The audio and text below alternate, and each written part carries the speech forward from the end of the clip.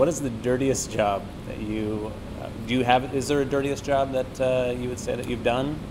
I'm sure you get asked that. Well, yeah. I mean, in season 2, I would have answered it because we had done about 60 by then. But by the time you get to 100 or 200 or 300, I mean, you can't compare sexing chickens with skull cleaning, which we did in Oklahoma. With I'm so glad you said cleaning. Yeah, well, I mean, you don't want to dirty up a skull. Oh, I see what you were going. You were making it super dirty. I see. Yeah, that's good. Does anybody ever actually watch? No. Oh, good. No, this is the beauty of it. Good. So, yeah, you can't. I mean, I remember in the first season, there was a job called lift pump technician. I think I rented that once. You would, man. you would.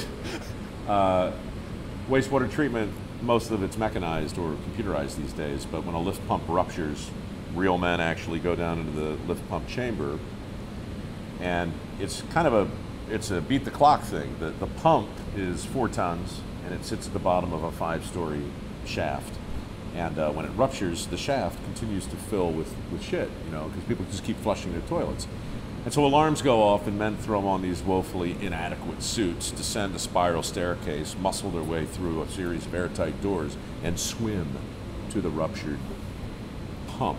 And then a crane lowers a cable, and you tie it off and hang on, and they winch the whole thing straight up. There was that movie about the Russian nuclear submarine. I think it was like U-571 that had the ruptured nuclear reactor, and people had to go in. Yep. I would rather do that. Yep. I think. Yeah.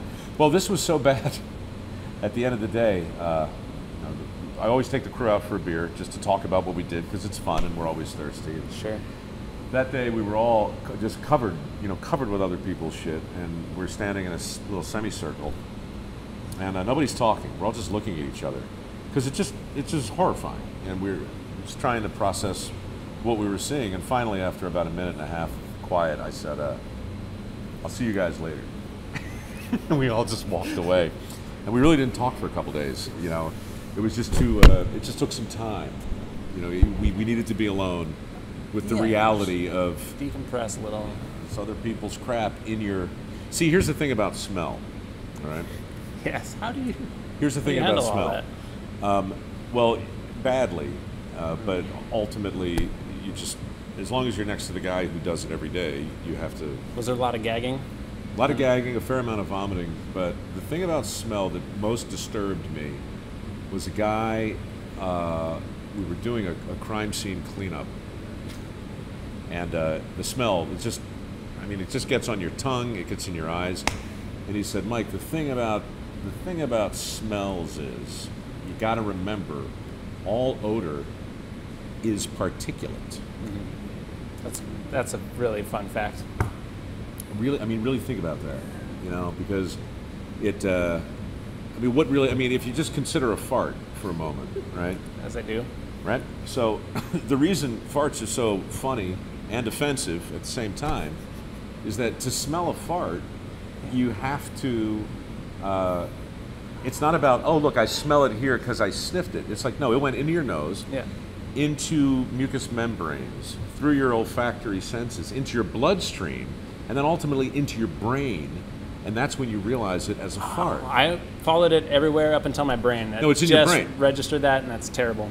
It's a hell of a thing. So, if I fart right now and you smell it, remember, it's particulate. Please don't. And a thing, it's just it's a big thing to contemplate that a gas, which is really a particle that was in my ass a second ago, is now in your brain. Why do we always laugh about it then?